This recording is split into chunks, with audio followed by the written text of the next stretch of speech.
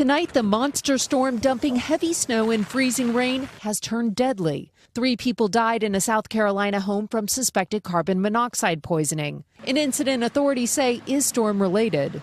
And in North Carolina, a man killed when a tree fell on his car. The news coming as large parts of the South remain crippled. Residents across the region being warned to stay home. Don't put your life and the lives of first responders at risk by getting out on roads covered with snow and ice. A state of emergency declared in North Carolina and Virginia, with some areas expecting up to 2 feet.